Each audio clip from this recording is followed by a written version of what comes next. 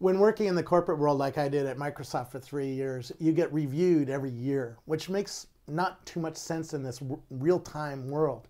Today, we have tools and systems that can help get you reviewed and get you feedback from your managers in real time. And we're going to hear about one of them called Rypple. And in fact, Rackspace uses this product to manage their customer support teams. So it's going to be a fun conversation.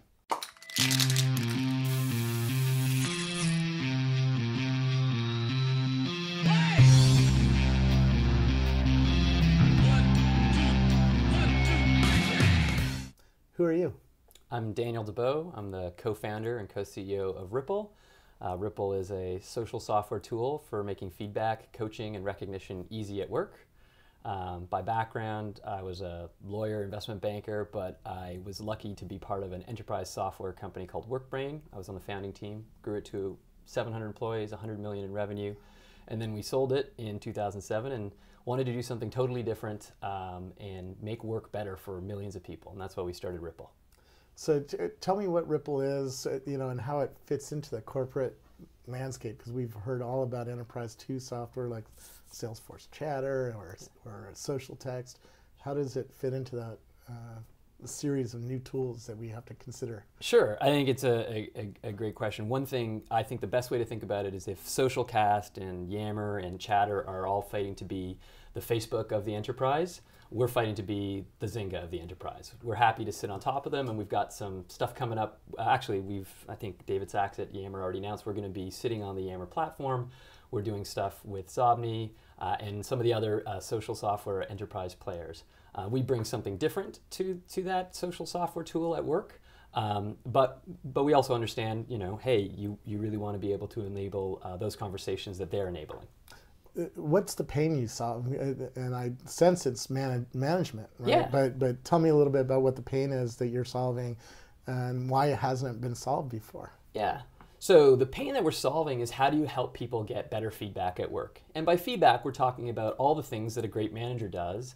And it's also a pain that an individual feels as they want to develop their own career and advance and get to where they want to do. They want to stay on track at work, make sure they're working on the right stuff, making sure they're getting coaching, they're getting mentorship, and they're getting recognition for doing great work. That's the pain that we solve. And it's a pain because right now there's no real system or tool for that. It's done through Outlook or email. And the best that we have is really not that great. It's this traditional performance review process that's super batchy. It's like a waterfall in software development.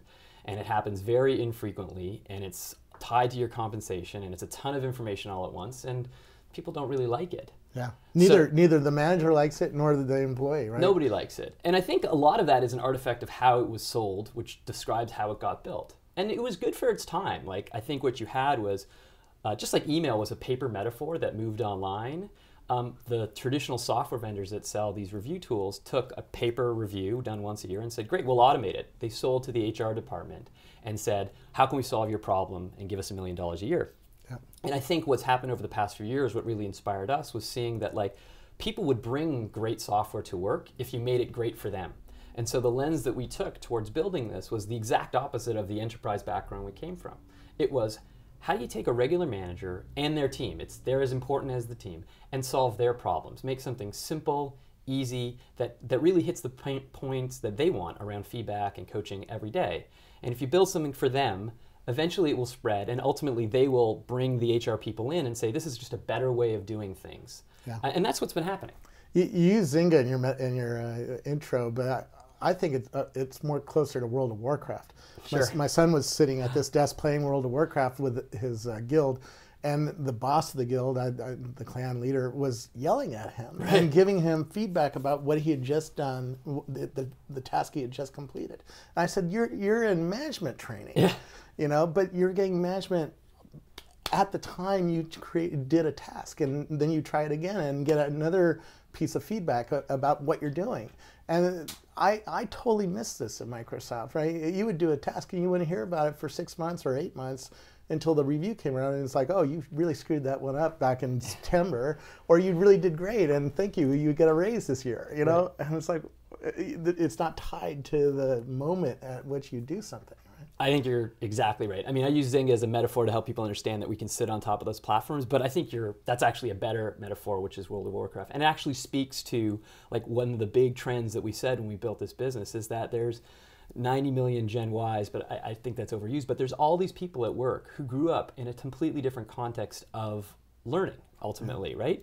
And you hit on two of them. One is online, real-time, collaborative, right? When you did your math homework, and you're asking 6 of your friends over IM for help or on iChat or whatever it is, and then you get to work and it's like, oh yeah, I'll talk to you in 6 months and tell you if you're doing a good job. It's just a complete disconnect. And it's not just a disconnect, it's inefficient. People don't learn that way. They learn much faster and much better in this real-time context. And I think you're exactly right. And the second point you made is like, feedback is what makes us get better, right? And feedback is so much more powerful when it's continuous small bits of it all the way along, all in real time. One of our advisors is a guy named Don Tapscott, and he actually talks about this exact metaphor, like World of Warcraft. This is how people are going to learn, and that's why I think he likes Rypple, is because he's like, how do you take these ideas of people working collaboratively in real time all over the planet, like lots of our teams will be distributed, but make sure that there's this constant feedback on how you can improve. And it's not feedback for like appraisal, you're good or you're bad, which is what was happening at Microsoft, but feedback so you can get better. Yeah. Take me through some of the major pieces of Rypple and tell me what's on screen and how that feedback happens. So the first thing is, if you're building social software, don't try and make people do different things. Make what they're already doing more efficient. And so we spent a lot of time working with great customers like Mozilla, like Rackspace, figuring out like how do great managers do things and what can we do to make that easier. And there's lots of stuff, but there's really 3 basic behaviors we want to really amplify. Making sure people get regular recognition, not just for like, oh my gosh, you increased sales by 50% and 6 months later, but like little things that made a difference. Hey, great job on that customer call today. Here's why it was awesome. And also take advantage of social software so other people can see what was great about what you did. So recognition, publicly. The second behavior is coaching. Every great manager makes time every week or every 2 weeks to sit down with someone and say, how you doing? What do I need to do to remove blockers from your job? What do I need you to do to either develop as a person, help you on your career, or just get stuff done for our team? And the third area is asking for feedback, helping people to ask questions at the end of a meeting, at the end of a project, or just at the end of a day. What's one thing I can do to be a better leader for you? And make it easy for people to give that response. In some cases, it means anonymous feedback. In some cases, it means public. In some cases, it means interaction. But those are the 3 basic behaviors that we've tried to amplify: recognition, coaching, and getting feedback. On the recognition, I mean, there's certainly the constant drumbeat of stuff that we do and we should get recognized for. But sometimes there's major milestones. You close a big deal, you get a big press report, something like that happens. And do you differentiate between those kinds of two kinds of major? Yeah, we do, and we're going down that route to even make it more powerful for people. What we try to do is say, how can you make the recognition that happens fit the company that we're implementing this, or team, or whatever it is.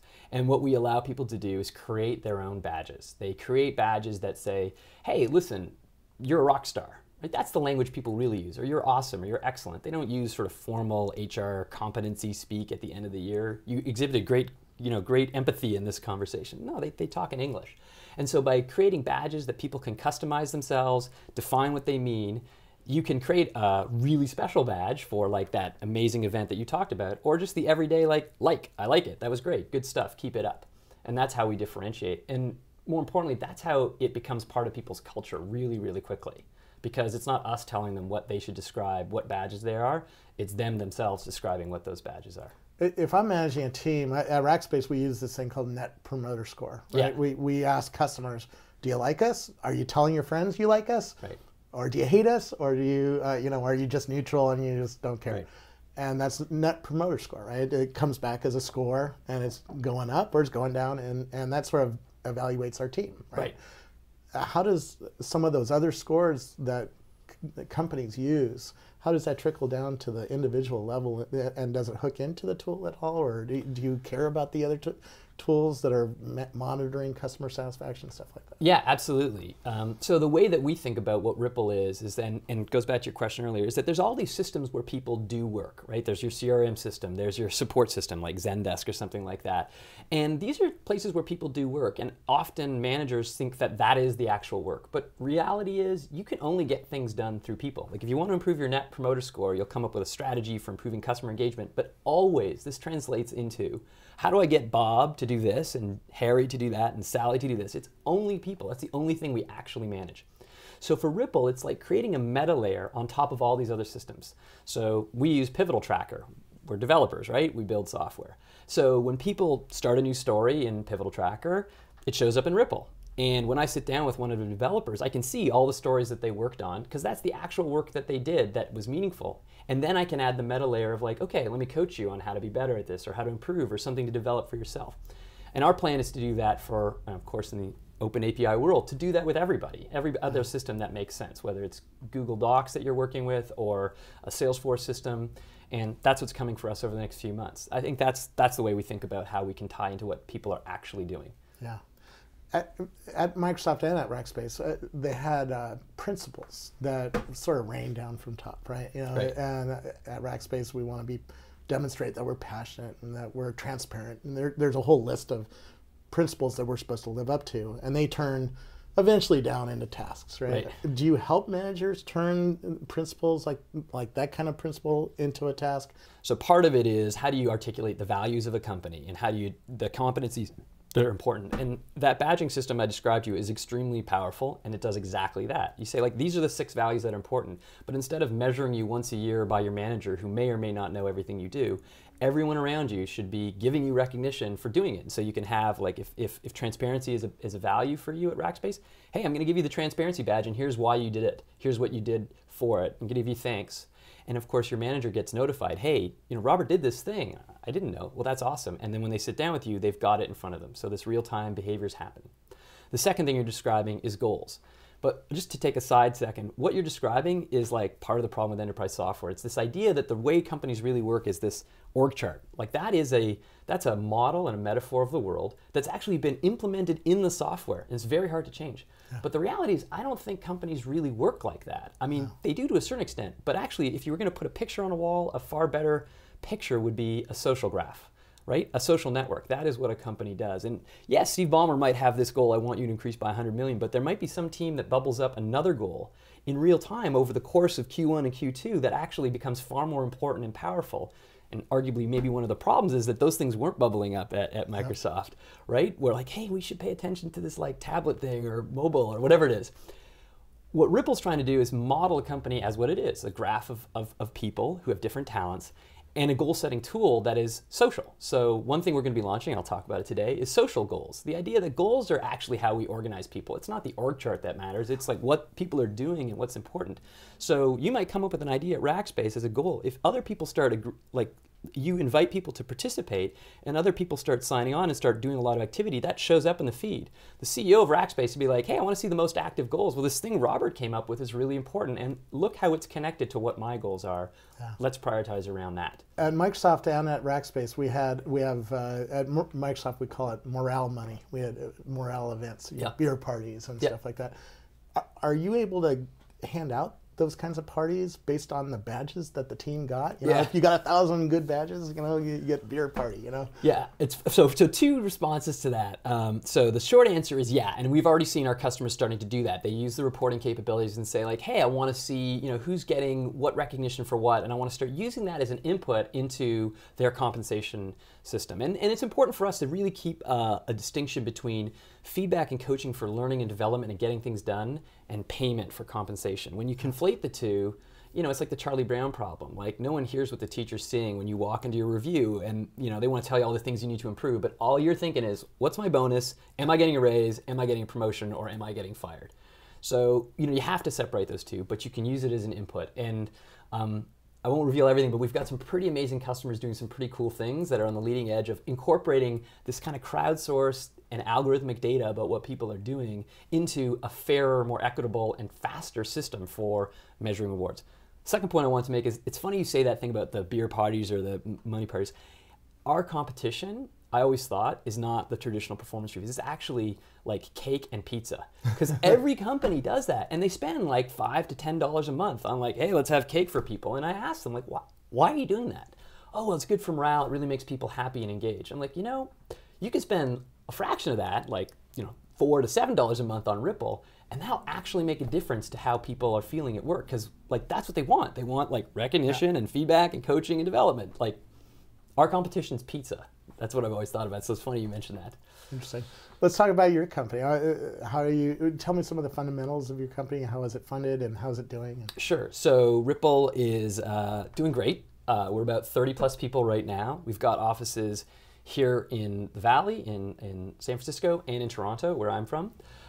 In terms of talent, amazing talent. So one of the co-founders of InView is our lead designer. The head of HR at Mozilla, former head of HR, is now our head of organizational development, and actually was a Rypple customer. He joined us because he believed in what we were building.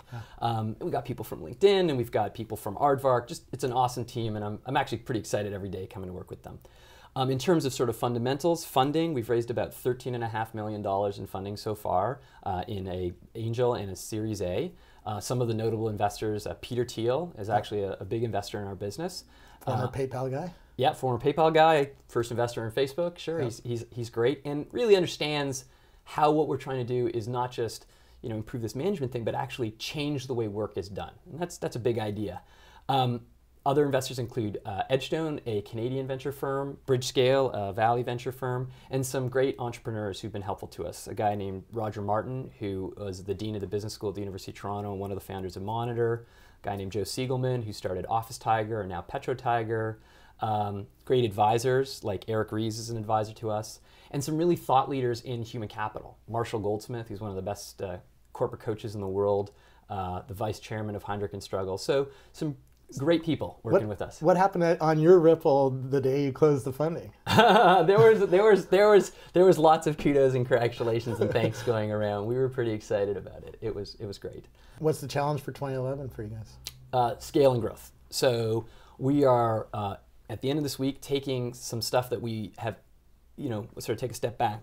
Building this has not been easy. It's not like we just thought it up. We built it by learning with customers, hundreds of them, and we are just about to re-release the next edition of Rypple based on all the learning that we've done, some pretty amazing customers that we've been working with. And we've got some big announcements coming. Don't want to do, I'll come back. We'll hold the video. We'll come back for those. We'll come back for those ones. So what's up for the year is just getting the word out, getting more people to come. And one thing to mention, it's a freemium model. So it's free to start and any team can use it. And you don't need to get permission. You just start using it at work and it's free to get started. When does it cut over to pay, so you need to pay? At no point. Only when you decide that you want to start using premium features, right? What are the premium features? Like goal exploration, so the ability to see all the goals in an organization.